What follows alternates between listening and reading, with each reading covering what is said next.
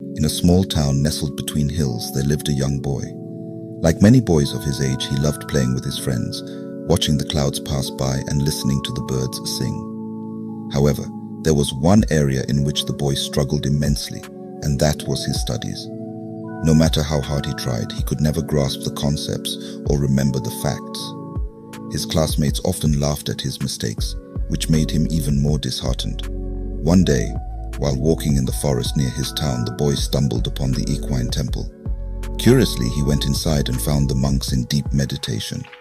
The serenity of the place and the monk's aura of calmness made the boy feel at ease. Gathering up the courage, the boy approached the Zen master and said, "Master, I am very weak in my studies. I forget what I learned and I find it hard to concentrate. Can you help me?" The Zen master opened his eyes, gave a gentle smile and said, "Certainly. But first you must learn to understand the essence of studying and the mind. I will give you some valuable tips by which you can concentrate your mind and improve in studies." Then the Zen master started explaining. The first tip is to clear your mind. The Zen master gave the boy a small jar filled with muddy water and asked, "What do you see?"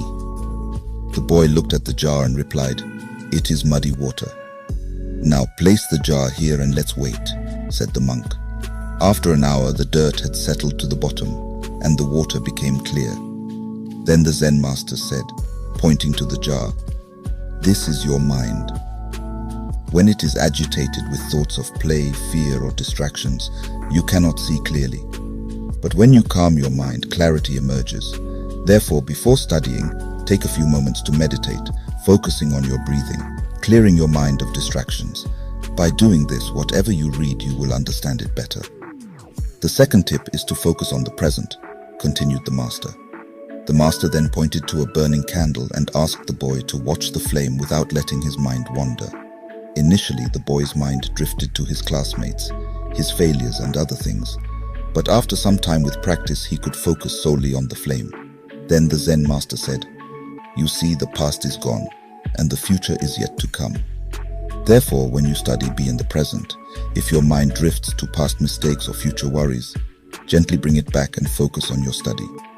Therefore, whenever you study, give it your undivided attention and be in the present moment."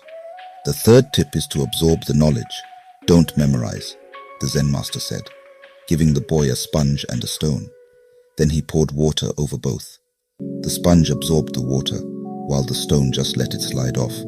Then the master said, "Many students try to memorize facts like the stone, letting them slide away after a while. Instead, be like the sponge. Absorb the knowledge, understand it, make it a part of you. Don't just memorize, understand the concepts, visualize them, and relate them to real-life scenarios. Thus, you will never forget what you have learned and will remember it forever." The fourth tip is to break tasks into steps. Then the Zen master presented the boy with a large block of wood and asked him to split it into pieces. The boy tried hard but failed. The monk then showed him how to chisel it little by little, eventually breaking it apart. Then he said, "When faced with a big task, break it into smaller tasks. Study in chunks, grasp a bit at a time, and eventually you will understand the whole.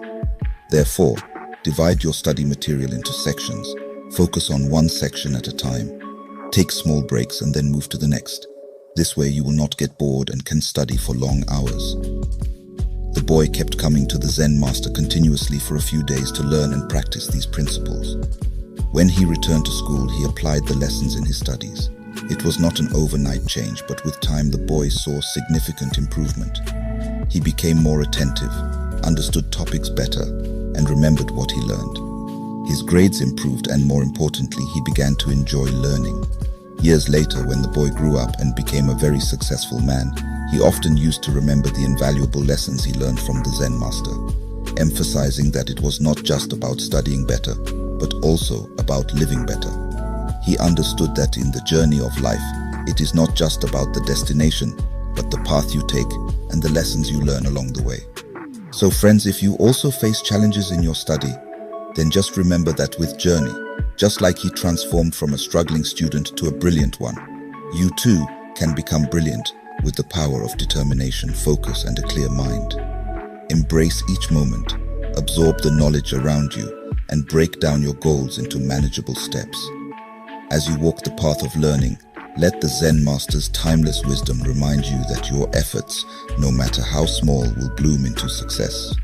So go forth with courage, for within you lie the potential to shine as brilliantly as the stars in the night sky. If you like this video, please hit the like button and subscribe our channel. Thank you.